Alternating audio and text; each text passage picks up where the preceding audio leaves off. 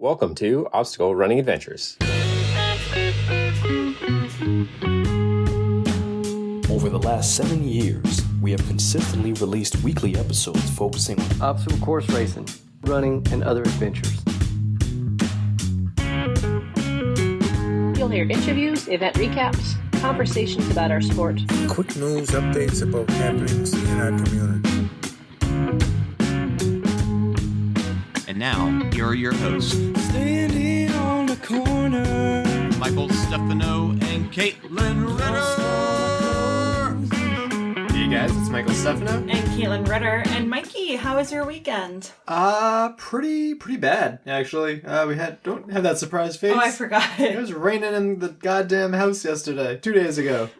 Explain that situation briefly. So I flushed the toilet, and then I went outside, and when I came back inside, I knew you went for a workout. Yeah, I was working on the garage. Yes, and I heard what I thought was the shower, and that's really weird. He took, less than 10 minutes to work out. Yeah, I saw it on my Strava. For some reason, it saved that part of the workout, and I think it was around 10 minutes. Yeah. So then, I'm like, that's weird. And then the cat, Appa, who's not afraid of anything, was a little fluffy. And I was like, what's going on there? So then I'm thinking, did you fall in the shower? What is going on? I walk in, and the hose that connects from the pipe to the toilet broke off on the toilet part. Yep. And it reminded me of the sprinkler toy I had when I was little that was just crazy and spin around and stuff. And less fun. Do you know how high that water pressure must be? Pretty crazy, yeah. Because in less than 5 minutes, it flooded our upstairs bathroom bad enough that it flooded the basement. Yeah, well, no, not the entire basement, the laundry room. Yes, which is unfinished, the room luckily. underneath it. Yeah, and some of the suspended ceiling too, which is crazy. But it took us straight 2 hours of cleaning, and then you went to Home Depot a couple times. Twice to get a hose, and then you replaced it. Well, I replaced it. It still leaked, and then you replaced it, and it worked. And then with some activated charcoal and this and that, everything is all better. And actually, now it's the closest it's ever been. Are you getting a bloody nose just thinking about it? I feel like I am getting a bloody nose. Okay. Stand by. Oh, hi. I blocked him from taking your spot, and then he took it anyway. Feeling a little bit better? I don't feel bad. You look bad. You look like you've been in a fight. Get down. Get down. Alright, but enough about that. That was it's been 5 minutes. Wow. Yeah, I'll edit that part out, obviously. But yeah, so that's been pretty crazy, among other things. Work's been nuts. Everything's been nuts. But let's give a shout out to our sponsors. Shout out Mudgear, use code ADVENTURE for 15% off your next Mudgear purchase, and Caterpie, use code OCR Report 20 for 20% off your next Caterpie purchase. And you can also use OCR Report 20 for 20% off any Spartan, Deca, or Tough Mudder. What year is that for? Is that for this year? I think so, or maybe next year. We should probably figure that out. For whichever one that actually works for. Let's give a Patreon shout out for the $3+ Patreon supporters, because I believe it's the first episode of the month. It is. Yeah. Jason Dupree, Samantha Thompson, Matt Putton, Bradley Keel, Charlotte Engelman, Aaron Grindstaff, Laura and Stephen Ritter, Kenny West, Hank and Arlene Stefano, Cheryl Miller, Jessica Johnson, Nick Riker, Christopher Hoover, Kevin Gregory Jr., Evan Irish, Ashley Rice, Ashley Rice, Brent George, Justin Manning, nice, Logan Nagel, Angela Bowers, Asa Connington, Thomas Peterson, and Seth Renderknutch. Yes, thank you guys so much for the support. We greatly appreciate it. And to the OCR Report for being a great home for us on the internets. And to Will Hicks, the Podfather. Check it out over at theocrreport.com. They did a live stream for OCRWC. And I actually watched most of the 15K so far. I think I stopped after the men finished, and I plan to watch the women's later. But I ran out of time, and I should have some time tomorrow, hopefully. I think it's the first one I've watched all year. It was pretty good. Shout out to our sponsored athletes. Javier Escobar, Kelly Sullivan, Ryan Brizzalara, Joshua Reed, and Kevin Gregory. Yeah, Joshua Reed, who took second place in the 15K. And also, I changed Brizzalara, so the A is lowercase now. I had to keep it uppercase for the longest. What the heck? It didn't update on your phone. That's not updated at all on your phone. Fantastic. I was trying to do some ABA on you. Anyway, we're going to get to some poll results. I put up, what are you most excited about for OCRWC news? We had 20 votes. And for 3K results, 0% of people said that one. 15K, 40% of people said that one. Team or 100-meter results, 0% of people said that one. And then next year's venue was 60%, which I think is a little unfair for 3K, but I think people are just really excited for next year's venue, which we will get to. There is no venue next year. I'm going to skip meme of the week, and get right to quick news, starting with Rose Wetzel's dad. Rose posted, "It is with a sad heart that I share the news of our dad passing away yesterday afternoon. My 96-year-old dad lived a full life. He truly loved my mom and all of their kids, grandkids, and great-grandkids." This was something that we were supposed to talk about last week, but it kind of got lost. So she posted this September 25th. Yeah, so very sorry to hear that. And she ended up having an excellent event at OCRWC, so good for her there. But yeah, I'm sure that must have been really difficult for her.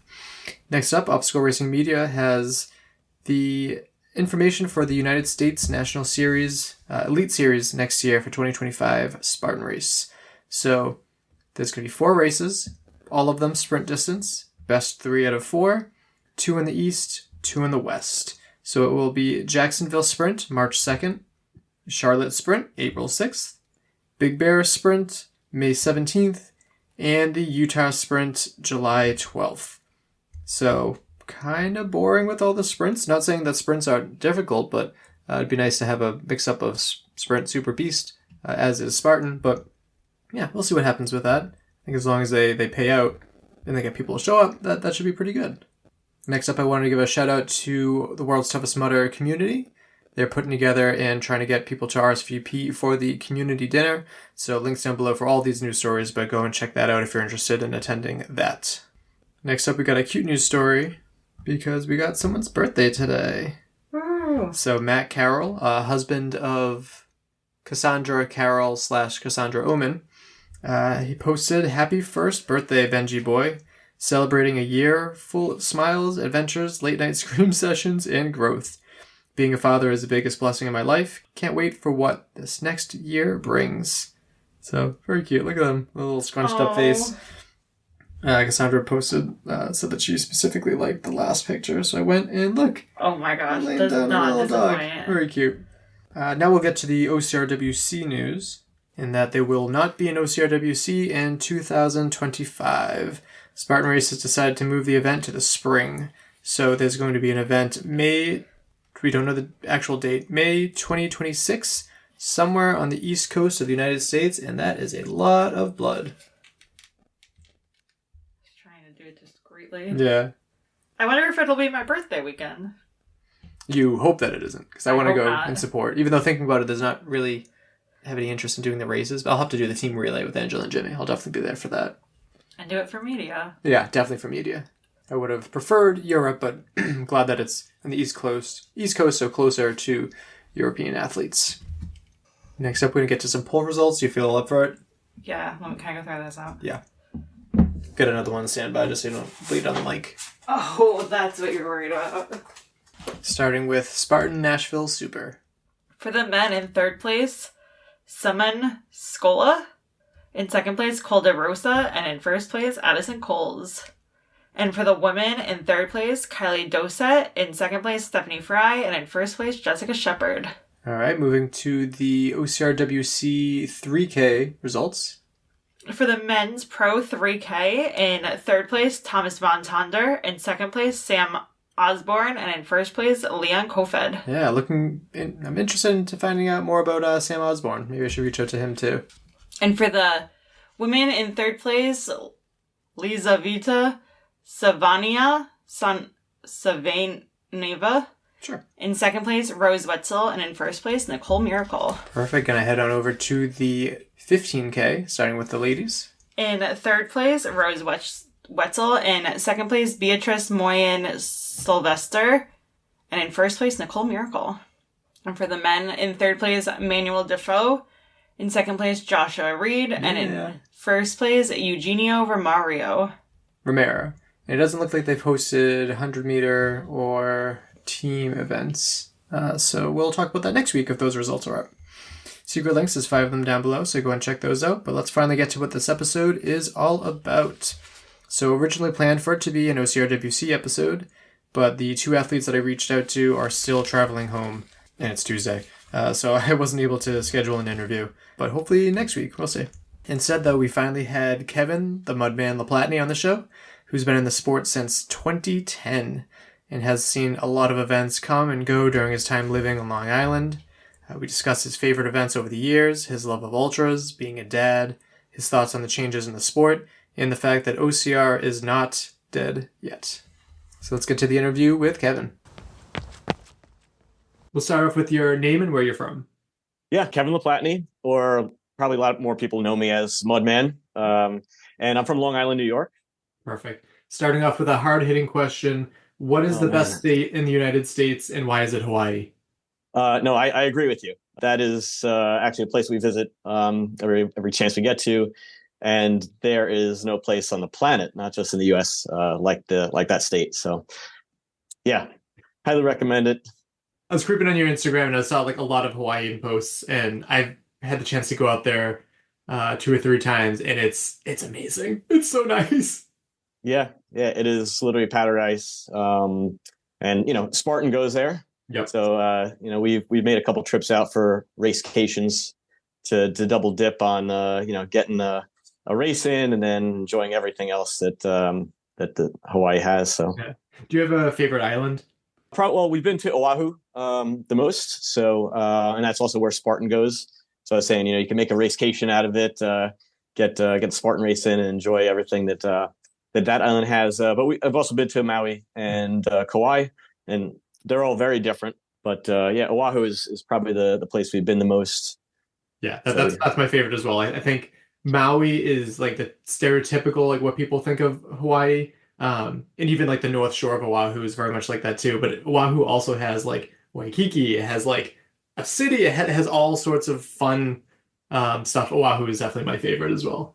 Yeah, I think it has the most variety. I mean, if you want to do big resorts and, kind of not feel like you've left, maybe whatever big city you're from, the mainland, Oahu has that. But, I think we kind of try to get a little bit away from that stuff and get into more the local vibe. So we're more North Shore visitors. Nice. Perfect. Yeah.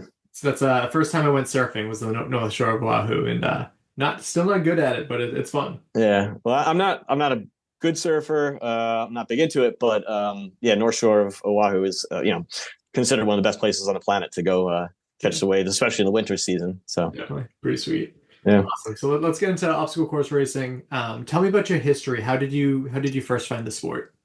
I signed up on a whim on, I don't know, maybe a Facebook ad or something I had seen pop up for this thing called Spartan Race that I really didn't know about back in 2010.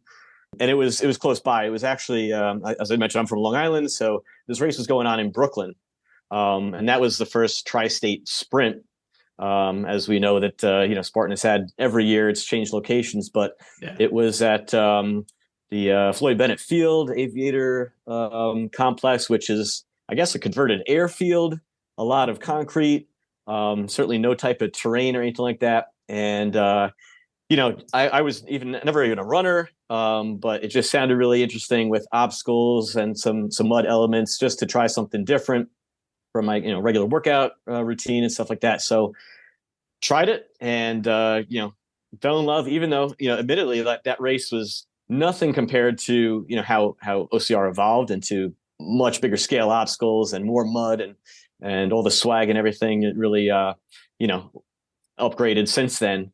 And also I'll admit it was, I did terribly in that race.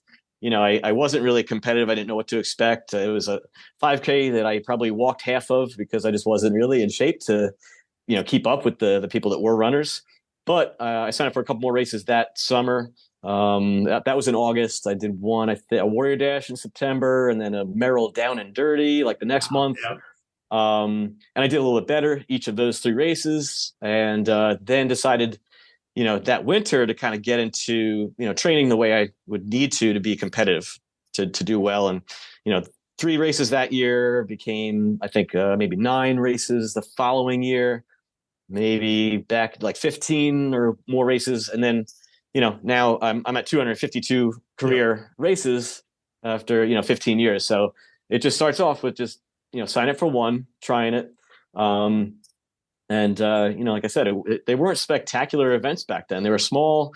Everything was small scale, but still it was enough to catch me because it was something new and something different. And, I was 32 years old at that time, and it just caught my interest as kind of my new, not quite midlife, but new, type of sport I wanted to get into. And it changed a lot of my life, obviously. Yeah. Going back to something that is before my time, the Merrill Down and Dirty. So when people think Merrill, obviously they think shoes. Right. If they've been around for a little bit, they might think Tough Mudder. What was the Down and Dirty course like? Because I remember being on vacation, actually this June, in like the Jersey Shore, and I saw someone wearing Merrill Down and Dirty. I'm like, oh my God, that's a blast from the past. What was that event like back then? Yeah, it was certainly not a super competitive type, vibe race. It was a little bit more on par with kind of like what Warrior Dash and maybe Rugged Maniac, and more about the festival and the fun. Definitely heavy on mud. I remember that their finish line had this like topsoil mix mud crawl that was epic. I mean, no one came out of that clean at all. But yeah, it was put on by the shoe company, Merrill. They were the sponsor, and actually did put up pairs of shoes or gift certificates as prizes. Awesome. So I got a few of those. That was, like I said, that was my first podium back in 2010. So I won a pair of shoes, and I'm like, hey, this is pretty cool. I can win something. So that's when I got more serious about it. And it was just a fun race. I was usually right around this time, like the first week of October. So that was typically, for a lot of years, for me, like the last race of the year. So it's kind of just that fun beginning of fall, get ready to get real muddy, but just have more of a fun time, because it was only a 5K race.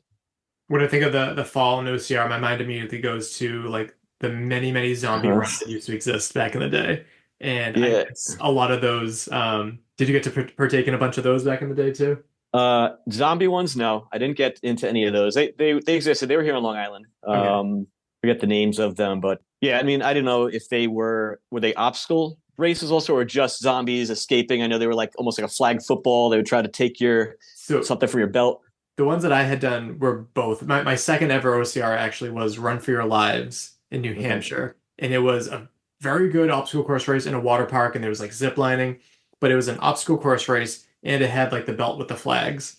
And then Zombie Charge was in Connecticut, I remember, for a little bit. And then there was the Zombie Run, which was really cool because if you lost all your flags, you got a red medal to signify that you died. And if you kept at least one flag, then you got a green medal. And I was so close. I was like a half mile away from the end.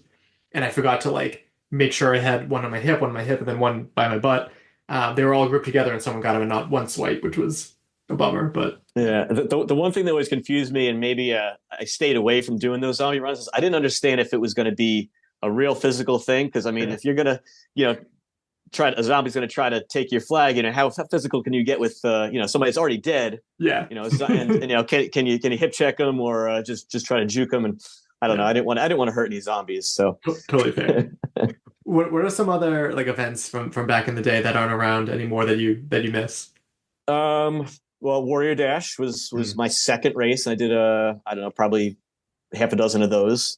Still, not super competitive type of event, more about the festival and everything like that. But I did have one podium from them, and got one of the coolest trophies that I've ever gotten in my collection. So there's like this giant Viking helmet.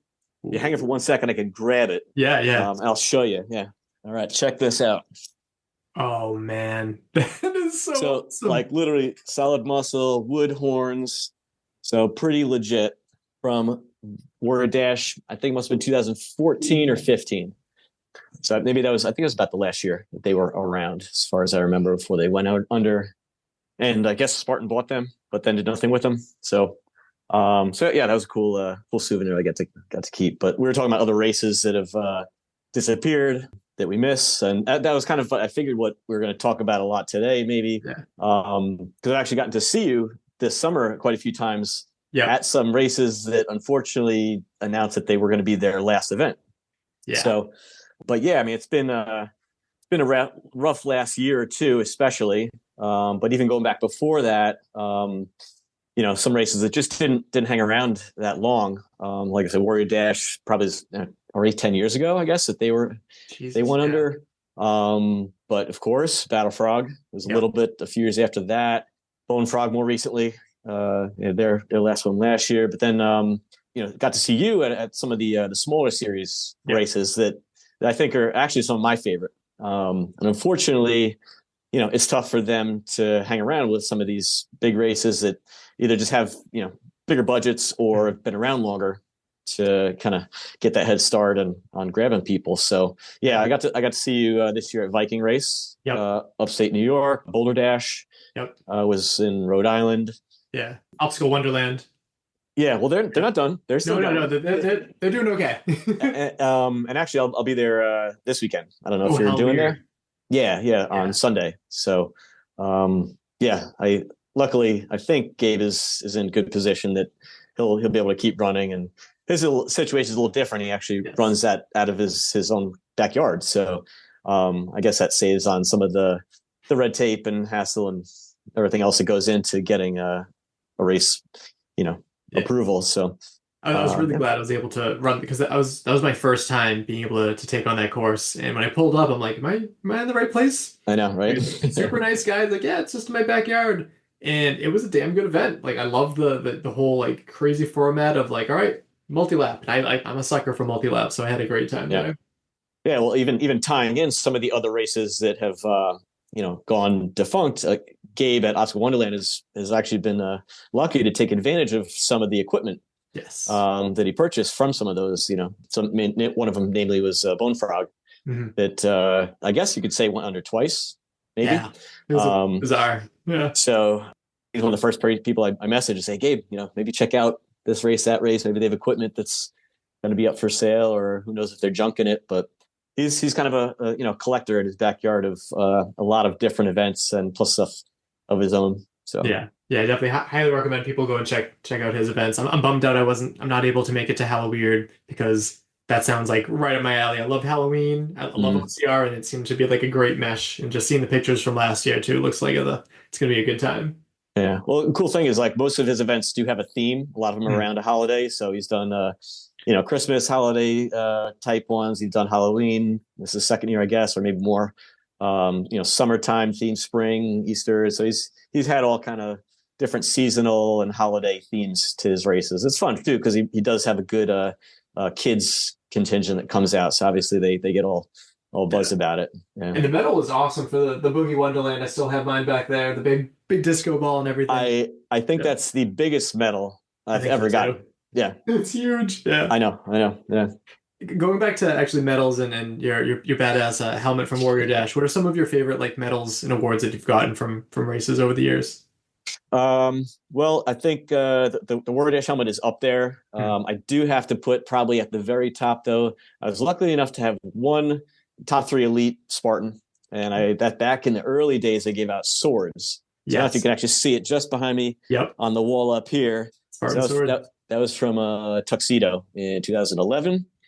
We were talking about earlier about the first race I did, Spartan, in Brooklyn, just their tri-state sprint. The next year, that's when they moved over to Tuxedo Ridge, where they were until 2019. Sorry, started in 2011 until 19, and then obviously COVID, crashed that party, and now they're in Bethel, New York, right, where the Woodstock site is. That's pretty cool. I haven't had the chance to take on that venue, but I've heard interesting things. It would be cool to go there for like the sake of history of it too.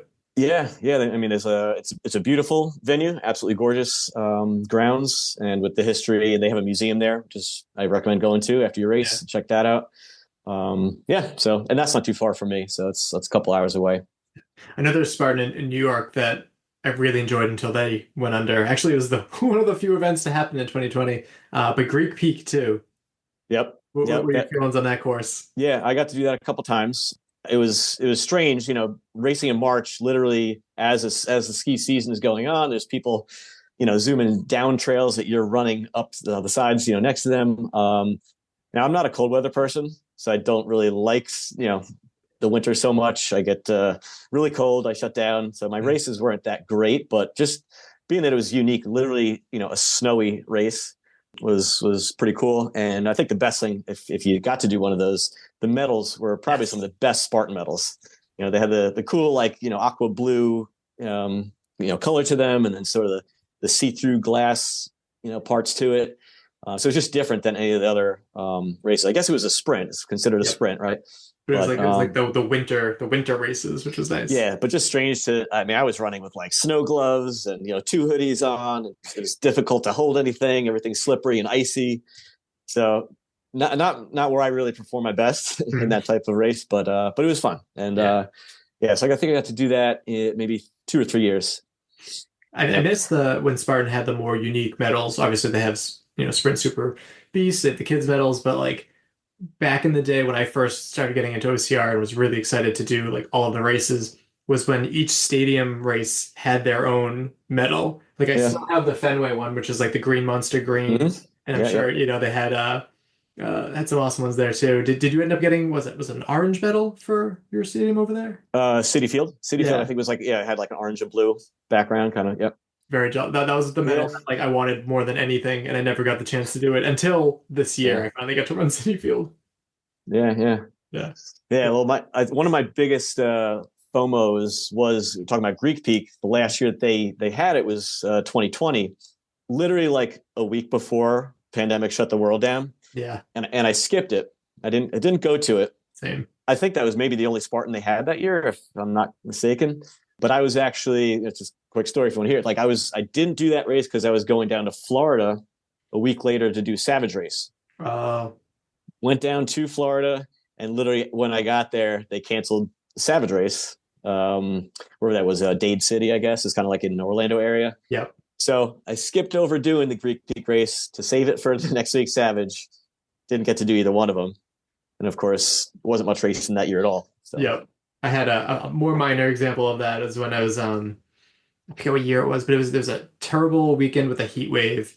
And I went down to New Jersey to do, I think I wanted to do like Muckfest when that was around. And Muckfest was canceled. There was a nearby, I think it was like Tough Mudder, Long Island, that was also canceled. Yep. All of the events were canceled due to the heat, except for Fit Challenge, pretty much back home, where they're like, we're putting on the event, we're putting out like a whole bunch of ice buckets where you can dunk your head. And that was like the only event that went on. I'm like, I just shot myself in the foot by driving 4 hours. So yeah, well, that was in July. Yeah. So yeah.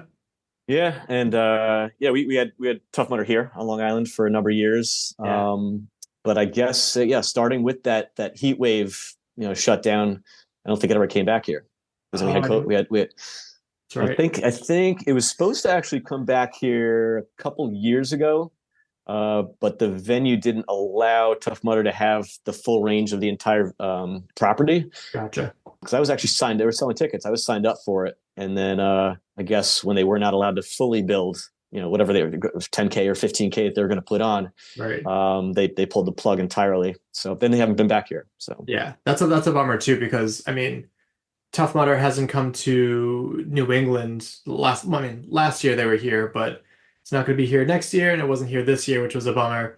But yeah, Long Island was a big venue. That was the first time I did Tougher Mudder, and I'm not big into like obstacle completion, but I really wanted to do all the obstacles for the Tougher Mudder, and that was like the first time I was able to do that on Long Island. And then also like Englishtown, New Jersey, which was like birthplace of world's toughest mudder. I got to run one event, one Tough Mudder there and one Rugged Maniac there a while ago, but also not going there either, which is a bummer for the Northeast. Yeah. I mean, they hosted everything there. Yeah. They had Bone Frog there as well, and probably some other smaller series. But yeah, what's happening here, Mike? I know. It's tough to, there's a lot of rough things, but what are some of your favorite events that are still around? Let's focus on positives for a little bit here. Yeah, good. Let's switch gears.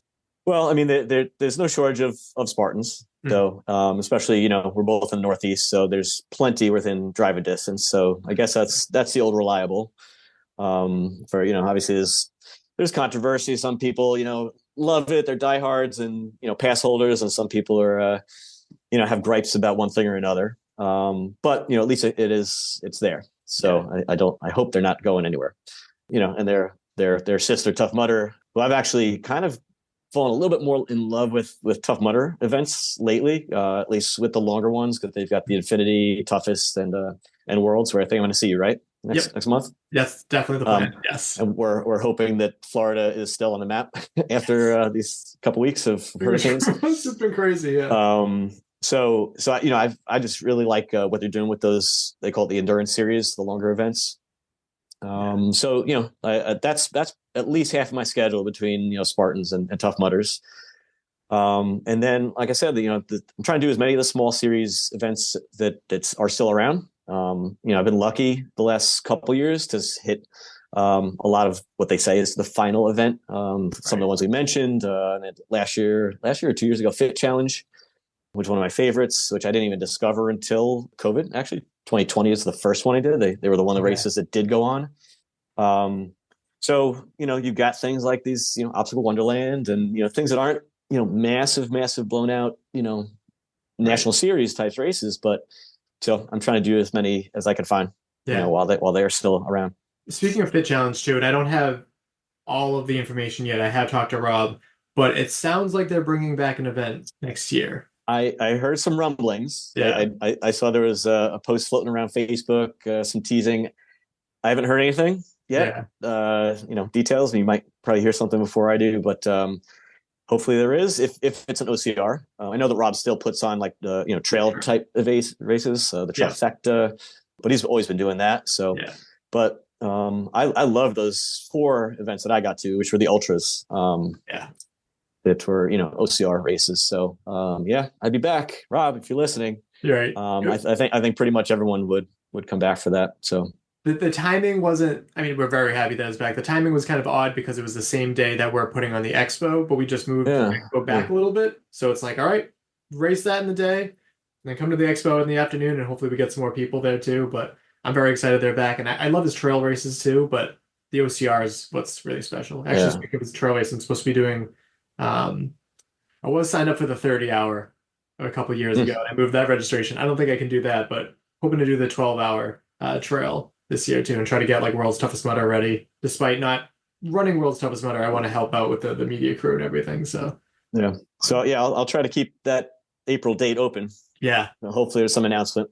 But that'd be cool. I haven't been to the expo, but I don't know if it could be possible to do both, a double dip on a trip, since it's a little bit of a drive for us Long Islanders to get over to Rhode Island. Is that also where the expo is? Or is that Massachusetts? It's going to be in Massachusetts. Yeah. It's going to be in West Boylston, same place where it was last year. Yeah. At Ultimate Obstacles, and it is a very nice venue, which is fun too. Yeah. Looking to put on some events too. I think we're going to host a DECA Strong and 100-meter course. We're just having a fun time trying to come up with like potential awards and stuff for that too, and try to make it more competitive than last year was kind of like the beta test, and then going more this year. But no, I love that they're doing that. That's a good way to obviously just spread the word and keep this sport buzz going. Even bring some maybe new people into it. But celebrate what we still have too. But you mentioned the Fit Challenge, the ultra, because I know you've done a decent amount of like ultra distances. Is that what's the distance that you prefer? Like, what's your ideal? So this is something I get teased by my friends with about all the time, because for I'd say the first 10 years of doing OCR, I was diehard, never going to do an ultra. I like shorter races. That was sort of just my wheelhouse of where I could perform better. More in like a 5K, especially like stadium races. It just my workout background fit that better. And as I kind of alluded to, like during COVID, obviously most races, especially like shorter races, were taken off the schedule. Yeah. But it seemed like the only options out there were some ultras. And I don't know if it's just because smaller numbers or just more spread out over a long time race. But I didn't have an option of sign up for some. So like a Viking race, put on a couple, and a Fit Challenge. And I don't want to say I got hooked, but I was like, well, you really do get more for your money. You're getting multiple laps, more obstacles, not for that much more cost to enter. Yeah. The swag was ridiculous, whether you're getting like a cool, bib to wear. Like I never had one of those really, these jerseys.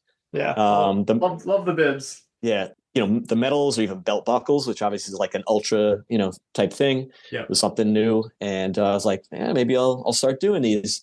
And, I mentioned like, Tough Mudder, which has had, World's Toughest and then Toughest. Which I was kind of afraid of getting into anything that was, 6+ hours. Right. But yeah, they're super fun. And actually I would say probably now, I think even Toughest, the 12-hour overnight is maybe like the event I look forward to the most every year. It's just so different, the overnight, completely, in the dark with the headlamps. It is something so different than anything I really did for, I guess, the first, decade or so of racing. And so that's always like one of the first ones I try to put on my schedule. So yeah.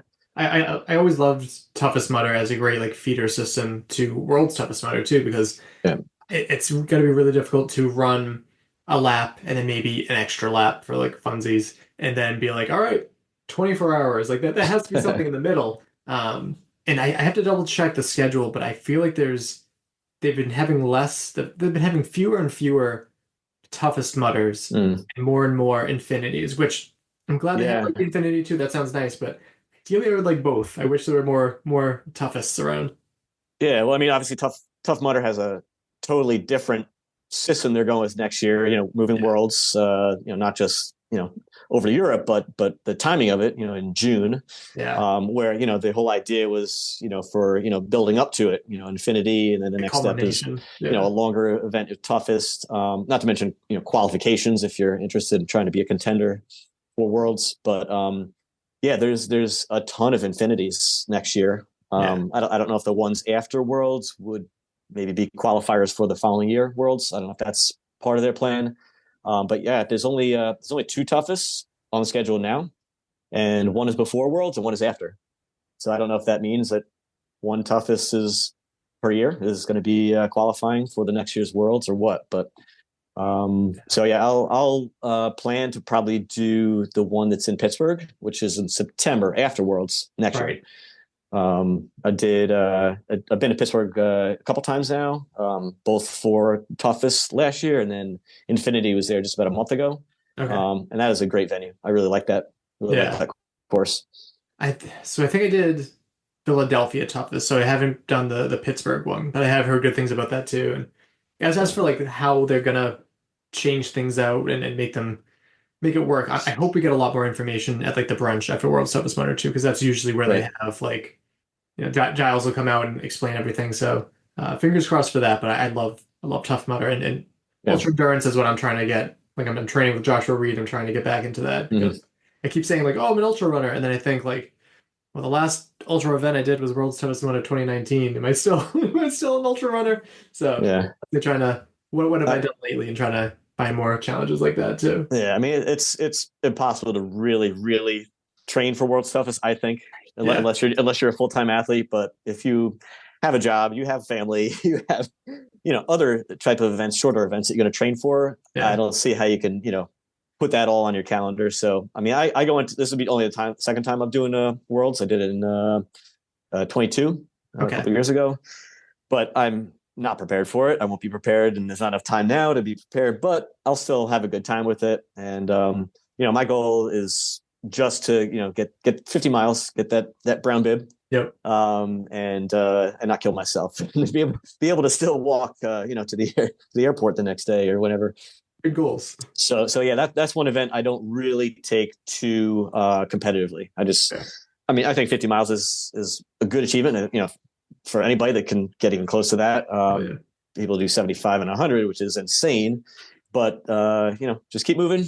Just trudge along. It's such a strange event and something I only did once, but you go through the entire spectrum of being super hyped and loving it to hating it and never want to sign up again, and then finishing it whenever hour that is for you, and whatever you achieve, you're like, wow, you're proud of yourself for doing it.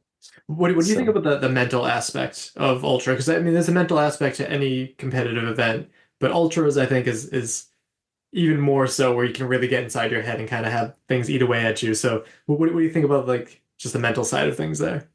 Yeah, well, I mean, as much as you can prepare, obviously that is a big contributing factor. If you did nothing, you're going to have a miserable time. You're going to hate it from early on. Right. If you just even go into it with some confidence that you think you did some of the right stuff, from your training, nutrition, and even just if it's, visualization and everything, just to go into it with the right mindset, you can last longer, I guess, before you hit that pain cave and hate it. But I mean, I don't think there's anybody that's going to go into a 24-hour race or something like that that's not going to hit that at some point. and have going through their mind that they want to quit, or they've had enough and it hurts and my body's breaking down. Everybody's going to have that, even if you are the champion, I think. Yeah. So yeah, I mean, I guess you just have to go into it with the mindset of kind of, it's going to be that you're going to have some up and down, and just, sounds very vague to say, but just do your best. Maybe remember to smile, and just you signed up for it. You wanted to do this. So do as much as you can. I wouldn't, be down on yourself about not hitting certain milestones, or, there's a lot of unforeseen stuff that happens, whether it's, like say 2 years ago when I was signed up for the only World Toughest I was going to do in Florida/Alabama, expecting warm weather. And the week of that race, the temperatures dropped 30 degrees. I already mentioned earlier, talking to you here, I hate cold. So I was planning on maybe doing that whole thing, with just light layers or a t-shirt. And I was in that wetsuit pretty early on. Yeah. But, you got to be prepared for just the shit to hit the fan, whatever it is, if it's your body, if it's the weather, if it's, possibly injuries or just whatever that, might be thrown at you. Yeah. But just do as best as you can and just plug away at it, and it will end. Eventually the sun will come up, 8 a.m. everyone's done. And then you get to go to a brunch the next day and talk about it and celebrate it. So I remember for the first World's Toughest Mudder that I ran was 2018, and I remember my mantra, and I think I wrote on my hand too, was I didn't come here for an easy race. So like whenever the going got tough, I would look at my hand and be like, yeah, no shit, no one's having a good time the whole time, so just like keep plugging away. Do you ever have like any mantras or anything that you use going through ultras?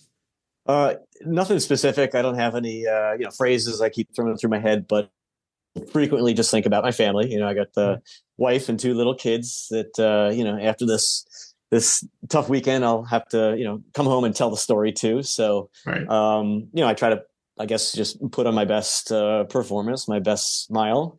I want to be I guess a good example for them if they see the pictures or any video or something that footage of me.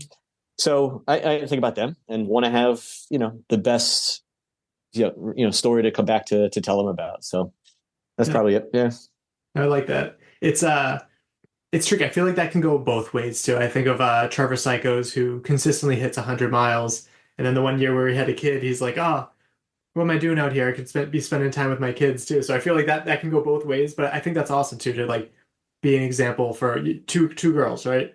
Yes. Yep. Yeah, that's pretty awesome. What's their experience in the sport too? Like, what do they think about all this crazy thing?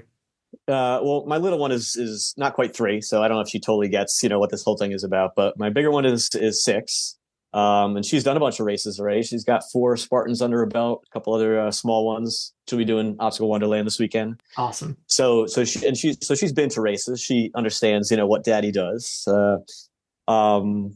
So yeah, I can talk to her about, I bring home my medal and I tell her about some obstacle and, so I can connect with her a little bit more about this stuff we do. So, I mean, we'll see if she, follows, in my footsteps.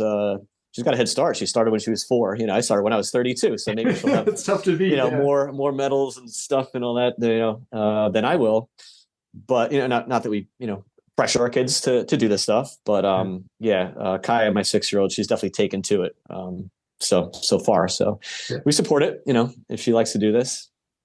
I was looking through some of the pictures, and I think that's great too. I think it's important to not push them in any way, shape, or form, but like also to like, hey, there's this path. Like athletics, I think it's important for all kids to kind of get into sports and build up confidence and everything too. Like, do you find that as a parent too? Yeah, for sure. I mean, so she started when she was 4 and did her first race, and she was actually a little bit younger than a lot of the other kids that she was lining up at the Spartan race with, and she was shy, and maybe if she ever hears this podcast, she'll go after me. But I said she was like afraid to go in the water, and it was cold, and cried a little bit. She's great at obstacles. She's very athletic, but I didn't know how her first experience overall went. Of course, she's done more, and I think she could be, into it. She could get, so yeah, we'll see. I mean, she's, she's quick. She's very fast runner, and kind of grew up in this whole OCR and ninja world a little bit. So she does have an advantage over some of the other now 6-year-olds. So look out. And I just think of how it carries over into real life too, because Joe DeSena always I think bring this up all the time, talks about like obstacle immunity, and that's like something that we all get where something terrible's happening at work, or for instance, my part of my house started to flood, which is pretty terrible. But it's like, at least I'm not, on Killington, just shivering, cramping, trying to crawl out of the lake and go back up the mountain. Like, well, which would you rather do? Fix your toilet right now? Or, no, I know. On that mountain? That's probably a bad example, but stuff like that too. And I'm sure, like, as a kid developing too, and even socially too, like if you're shy and at a start line, that's okay. But like just the ability to like reach out, meet new people at a start line in school, wherever life brings you to. I think that's an important skill to develop.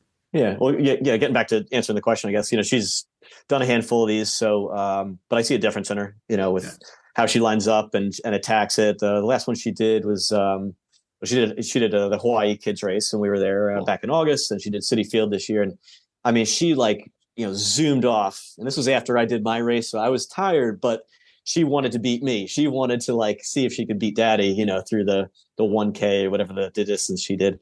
And yeah, she got competitive, with me. Totally different than a couple of years ago where, I had to hold her hand and she was kind of shy. And so I like that. I like that she's building the confidence a bit. Yeah, that's great.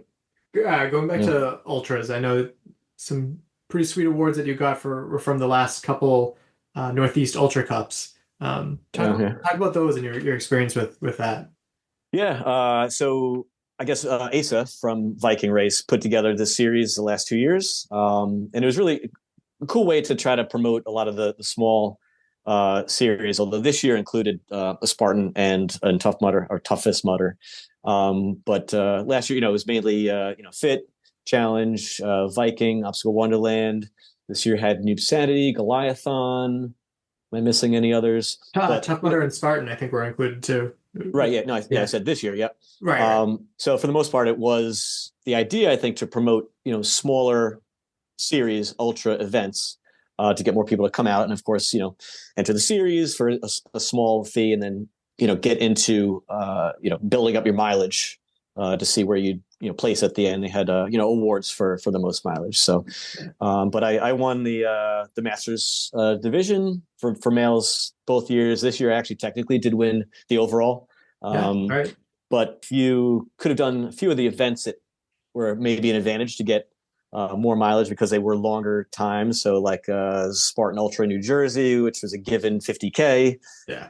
But just to finish, that was a nice bonus. And then, Toughest, which was a 12-hour race. So that was on the longer end of the event. So if you did those, that was kind of, your route to getting that big cup. So, yeah, it was definitely, it's a phenomenal idea. And it makes me think of, this was more New England centered, but back in the day, the New England Spartans had something called like Race Local. And you would earn points, not just for how you did, although they might have had a branch of that too, but just like showing up to these events and registering like, oh, you went to Fit Challenge, here's 2 points. And the more points you acquired, the more New England Spartan gear that you acquired, which was pretty cool too. And I miss that kind of OCR working together kind of thing. And so I thought it was great that Asa brought it back in that way. Yeah, for sure. And now I'm not sure what's going to happen next year because allegedly, Viking and Asa are no longer putting on events. So I don't know if he will still do something with a Northeast Cup, and I don't know what events could be included. So I guess that remains to be seen.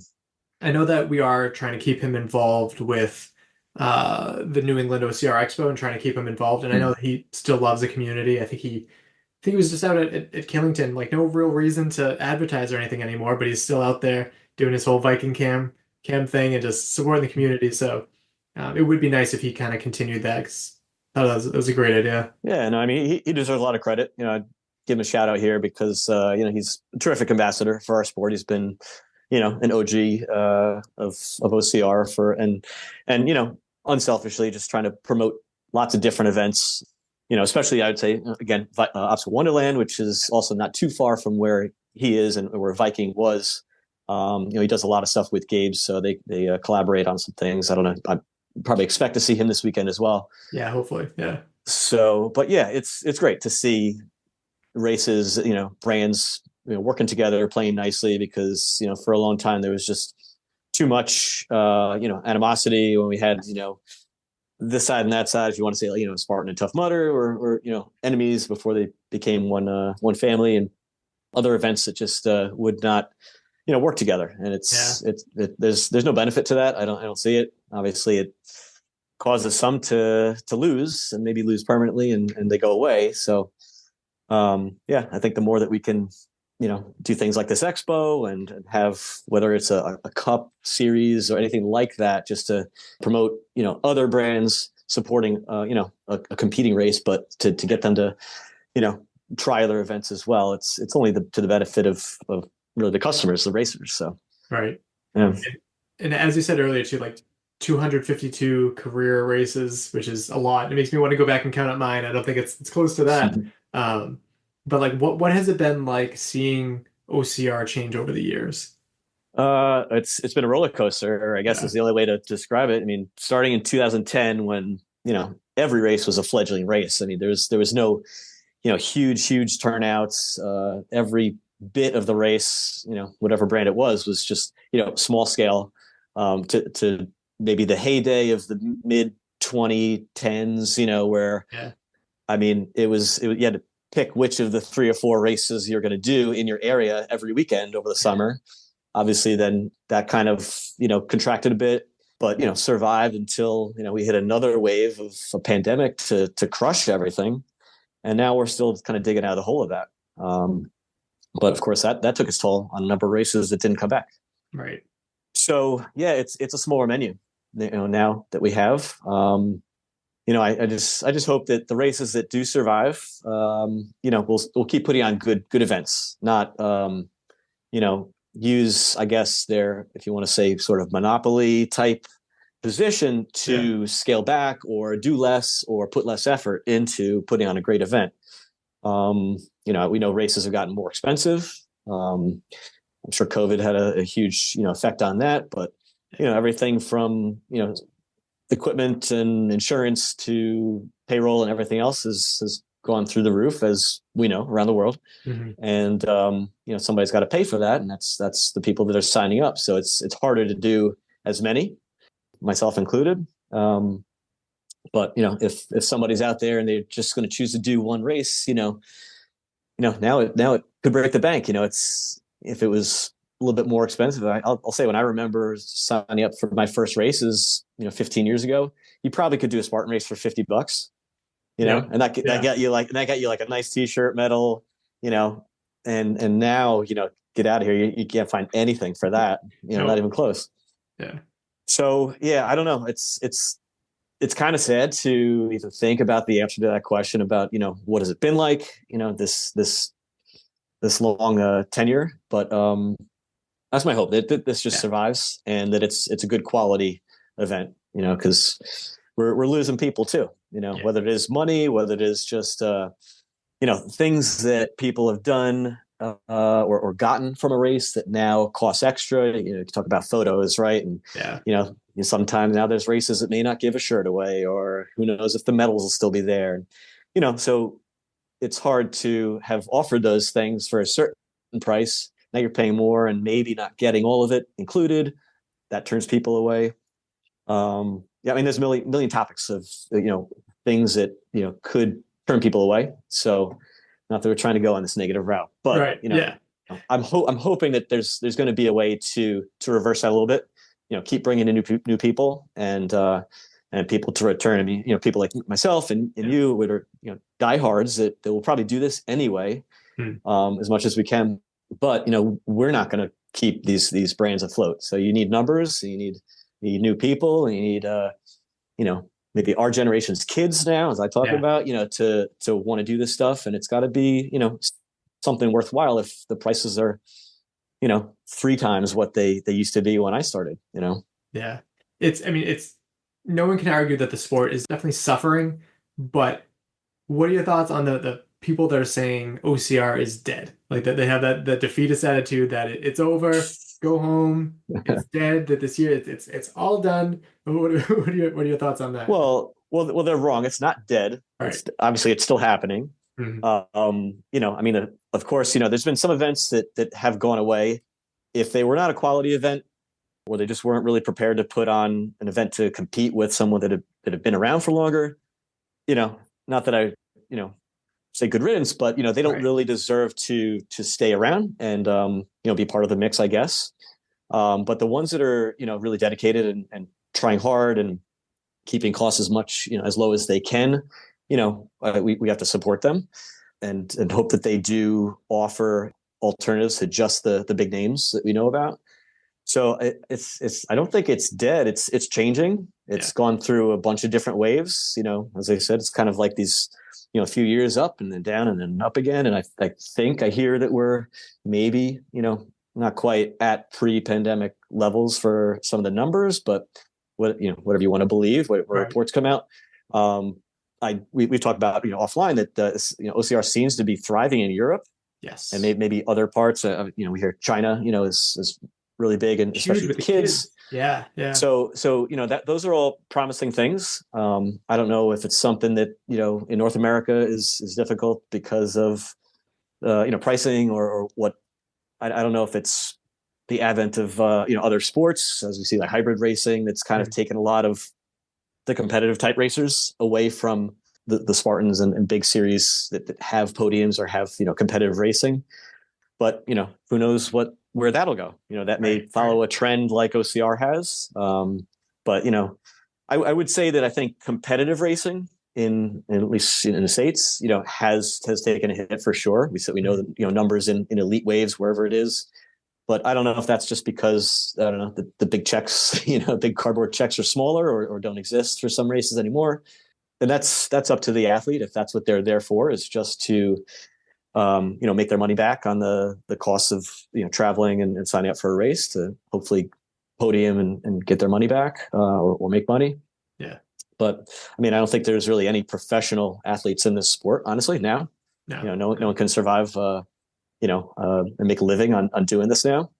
So I don't know. I don't think it's dead. I think it's changing. I think it's only gonna, hang around if we do the things we're talking about and just support these races and show the races that it's worth doing again next year, because we've seen some that have been around for maybe like around a 10-year mark or so, and some of these ones we mentioned that maybe people are showing up. If I can't build on and add to this course because we don't have the money coming in to buy that new obstacle or build something. So that's what it is. Yeah. Above all, like as you said, just if you have local races around, support them. If you have any local races, go on OCR Buddy or Google or figure that out too, because the local scene, especially in the Northeast, used to be phenomenal, and there's not as much around anymore. But I don't think that's time to like throw our hands up and be like it's dead. Like no, go and support them. If you're not still interested in the sport, I get it. We hope you come back, but like there's still people interested in the sport, so I think it's still limping around. It's holding on. Yeah. I was going to bring up, related to this is obviously we saw a post on socials yesterday, talking about OCR World Championship, being killed off or whatever the term was. But what do you think about that? Not to put you on the spot, but just about that event though. Yeah. I mean, Caitlin specifically told me not to talk about this because no names mentioned. It's okay. A little bit of an argument last night, but yeah, I mean, it's no secret that OCRWC's definitely suffered the past couple of years. The OCR directory put out a good post that said like, hey, here's the data. By the way, this isn't downplaying how the event was, and I think that's important to say. Like, they're struggling in terms of turnout, depth of field, and all that stuff, like objectively, but they still put on a phenomenal event. I think it's a culmination of a venue that didn't really work out too well, and then they were stuck there for 2 years. I don't know what the deal consisted of, but most of the time it's hey, stay here for 2-3 years. And I think the response to the effort of flying out there and driving to the event wasn't worth the event, unfortunately, and just the cost of everything, cost of travel, cost of hotels, and everything like that. I think back in the day, if this event was over there, it probably would have done better. But it's also so much further than Europe too. And if Europe is the one doing really well, and we made it further from Europe, well, yeah, that's kind of bad too. I think the Spartan acquisition of OCRWC didn't. I don't think that killed it. I think it might have altered some people's perception of it negatively in terms of like paying out and quality and I mean, OCRWC has always been like athletes first, and Spartan has always been not usually that. So I think there's a little bit of that too, but I think it's mostly just overall the United States isn't doing too. North America isn't doing too well.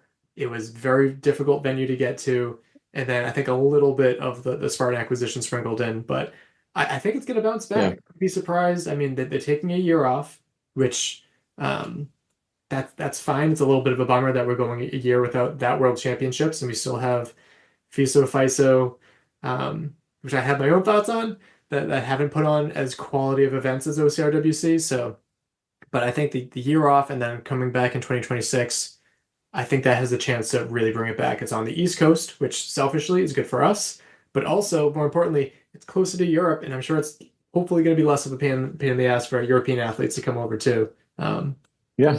But the event itself, still phenomenal. OCRWC puts on a quality event. I had a couple of friends go. Looked like the athletes had a lot of, had a good time. But yeah, just rough. Yeah. I mean, and I guess the insinuation was that it was Spartan, doing this. Right. But you and I talked offline quick about really just it's the location. I think it was very difficult to get to, no matter where you're coming from.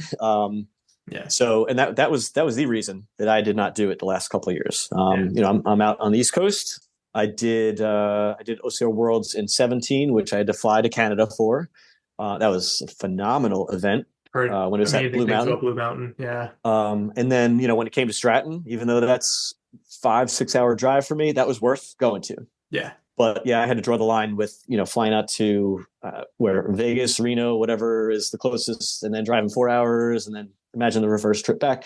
So that's where I draw the line on for me making it to that event. And that was it. That was the only reason. But I'm sure that there are hundreds, if not 1,000 more people that probably felt the same way, especially if they went to Stratton, which was here, and maybe a lot of Americans that were in the Northeast or wasn't too difficult to get to Stratton. Changed their mind about getting out to Mammoth. So I would probably already put it on my calendar for May 26th, right, somewhere in the East Coast. Just because of the logistics of getting there. Mm-hmm. So I do hope that it goes back to a little bit more of its roots. I know there was a teasing. I think Fran said something about that, going back to what it used to be like. I don't know, maybe.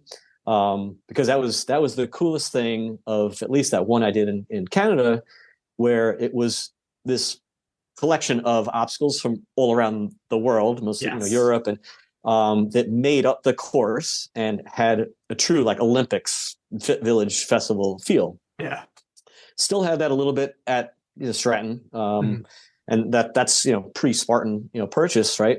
But it was not quite the same, I guess, as it was a few years back when it was at Blue Mountain. Yeah. So I'm hoping that is what we're going to expect if they take that year off and maybe can cooperate and bring other events, other series in to maybe participate and offer parts of the course. That's getting back to what we said. We gotta work together. We gotta support each other. So I'm hoping that is what is next in store for a year and a half or so from now when we get our next OCR Worlds, and I'll be there. I plan to. Yeah, definitely. I would already put money down too. I would like a little bit more information about it, but it's over a year away, so I completely East Coast is close enough for me, even if it's Florida. It's fair. Just in terms of like I don't even know if who knows if I have a wedding that day or something, so I got to figure that out. But other than that, I'm putting money down for that because I wanted to show that, hey, I still believe in the product. I still believe in the people that put on the event, because it is still Spartan, but Adventure still has their staff, like as you mentioned, Fran and a whole bunch of other people still helping out too. And they're that what keep it a quality event. One other thing that I hated about Mammoth was the fact that it was at an elevation too. I don't want world championships at elevation because it limits the athletes that can do well there. unless they like spend well, the area already too. I'm at sea level in Long Island, right near a beach, so there's no mountain here. So yeah, exactly. Somebody like myself is totally disadvantaged to go. I don't know how many thousands of feet elevation is there, but right. it was still the same. And everything. Yeah, it's still the same as Stratton. That was a big ski mountain. Right. But I'll take it as long as it's a good event with good obstacles. I mean, that's what I'm in this for. Yeah. I just want to really have a really cool course, and great if it brings in obstacles from other places that I haven't done before. Right. Because I've never raced in Europe or Australia or wherever, some of those visiting brands came, to offer their obstacles. And I don't know if I will get to do those. So getting to do it once a year, at a world championship event. That was my favorite part of at least the one that I did in 2017, when they really truly had, brought those over to Lono to the race. So yeah, pretty awesome. So starting to come to a close a little bit. What do you have planned for the rest of your 15th season of OCR now? Anything left for the rest of the year? Yeah, it's closing out. Like I said, I just have this one Obstacle Wonderland, more of a fun Halloween theme race this weekend. Yeah. And then it's World Toughest Mudder in about a month, 5 weeks or so. So yeah, that's the last event I have for the year. So it all builds up to that. Yeah. So like I said, we're just praying that well, not just that the race will go on, but I mean, I hope there's not as severe, devastation as it looks like it could happen down there with now the second hurricane in the last couple of weeks or so. So of course, thoughts go out to everybody there, but which is more important than a race going on. But for what we're talking about, I hope that can still happen, because it is something I'm looking forward to. And then any plans for 2025 races? Tentative, nothing locked in. But probably planning a similar type of schedule. I usually hit like 15 to 20 races total for next year. Haven't locked into anything yet. Just probably a similar type of schedule if I can swing it. Definitely looking at. I said toughest is usually the first one I want to put on my list. Make sure that weekend's clear. So Pittsburgh in September. I mean, that's 11 months away. But just hitting the usual, I guess, Northeast, circuit of Spartans and Tough Mudders, and then, filling in with what local events, smaller series are around.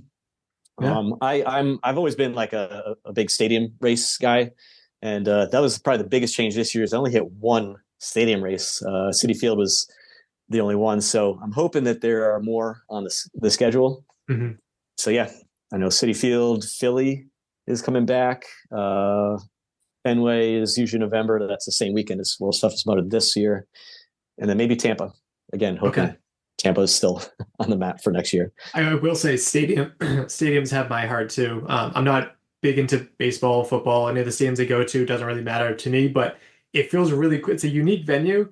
And man, I miss the stadium series. And if the Green Bay Stadium ever happens again, Caitlin and I will be there 100% because Caitlin is a big Green Bay Packer fan, and I feel like that'd be a really fun venue to run around into. Yeah. I would love to maybe see if there's any new stadiums that get put on the schedule. Yeah. I think I've done almost all of them that have been around the last 10 years or so. Awesome. I loved when they had the stadium series. Yes. I was competitive with them. I have a couple of those Delta Triangles. Yep.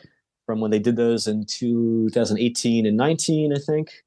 But yeah, that's 5 years. They haven't had a series again. So, but that type of thing would get me traveling around the country. I'd love to do some other ballparks and football arenas and stuff that I haven't been to. So yeah, very cool.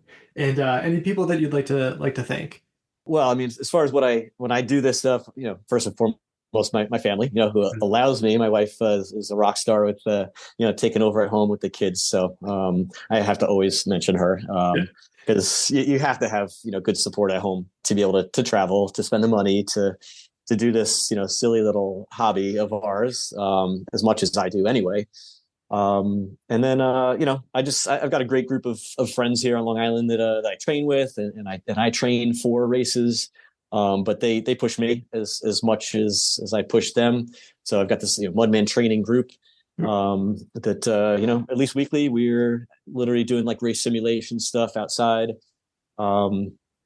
So I give them a shout out, and they're usually the people you'll see me at races with. I always have some travel buddy, and we're people that are either carpooling and sharing hotels, and then just chilling out after at a race. So yeah.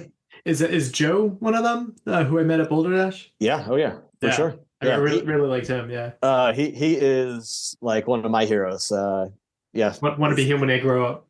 Yeah. He's 70 turning 25. He's incredible. Yeah. So like I said, I do take a lot from the people that I train that I'm, actually, gearing up for racing. Just with their effort, it pushes me to be competitive as well and put in my best effort in workouts and races. And, if I represent them or whatever, I think of them as well, when I'm on that race course. So. Awesome. And then where can people find out more about you online? Well, I'm on social media. You can look up my name on Facebook, Instagram. I'm the Mudman 77. So that's probably the best place to reach out to me. And I love talking shop. We'd kind of had this in the works, the idea of coming on the show for a while. This has been long overdue. Yeah. Yeah. So I love chit chatting about the industry and races and stuff. So I'm happy to discuss with anybody whatever topic comes up. It keeps me in the know of current events and stuff like that. So happy to chit chat anytime. By the way, Mike, I got to say your hair looks great. I don't know if you guys, whoever's, if this is a video people watching, but Mike just got a haircut today. And I had to say, I actually got a haircut as well, just for this. Go. Yeah. I figured I'd throw in to close up, little known fact about the Mudman. I have been cutting my own hair since I was 17. Really? So it's 30 years of haircuts that I've been doing myself. I figured that has solely funded my entire OCR career and travel and everything like that. So do you have any little known facts about Mike Stefano? Oh God. I guess related to that, pulling an Evan Harris, related to that, the guy that cuts my hair has cut my hair all of my life since I was a little kid. And years ago, he used to date my mom. Okay. But it's still like a family friend. But yeah, you've funded his OCR career then. Exactly. for longer than me. I've got 30 years of my own, buzzing in the mirror in the bathroom.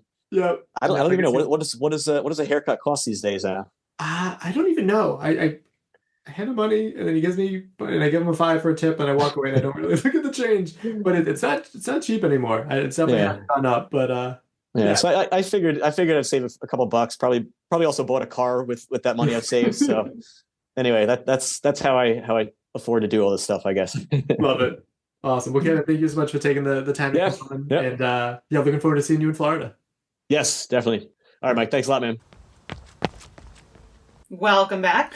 Thank you, Kevin, the Mudman, LaPlatney. I appreciate you coming on here and knowing that it just worked out really well. That I've been wanting to have you on for a while, and I'm like, oh, we have a little lull here. Let's have you on. And it was a great talking to you. Looking forward to keeping in touch.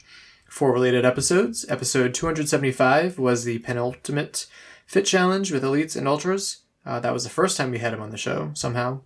Episode 380 was Obstacle Wonderland's Boogie Weekend 3 and 6 hour multi-lap live coverage. That was an event that happened earlier this year. And then much more recently, episode 401, the final Boulder Dash with racers and Lynn Hall. So he was in all of those episodes. Go and check those out. Subscribe and follow wherever you get your podcasts. We are Obstacle Running Adventures, and we come here rain or shine. Whether the rain's in the house or outside the house. Is that the intention of the joke? Yeah. That's pretty good. Follow us on social media at Obstacle Running Adventures. We are on Facebook and Instagram and Threads. Yeah, you could also leave a review on Purple Podcast app. Other places, I don't know if we'd see them in other places, but the Purple Podcast app is a good place to leave reviews.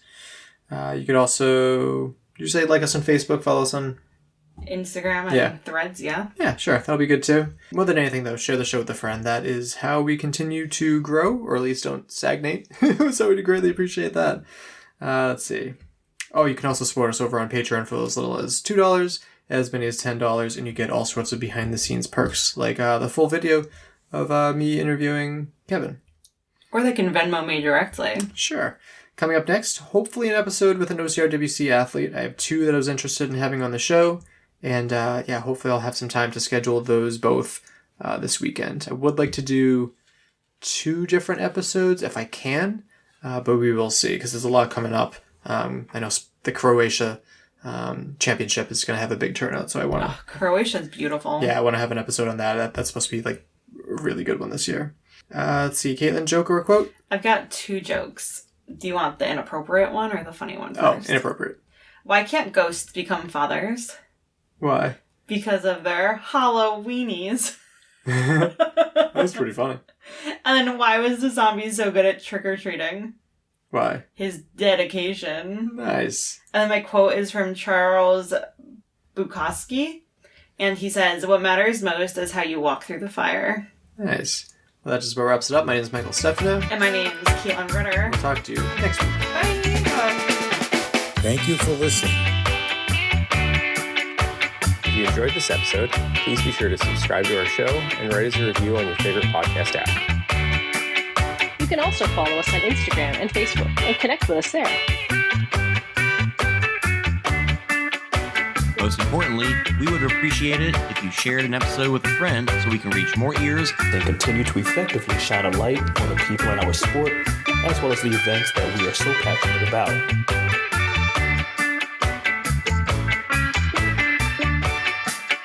Our intro song is Streaker by Straight Up, and our outro music is Iron Call by The Best. That's so weird. You get bloody noses all the time. You're usually like the shower, the car, from the dry heat. We don't even have the heat on yet. Nope. I was supposed to have Leon on, but he's traveling back to Denmark, and I was supposed to have Josh on.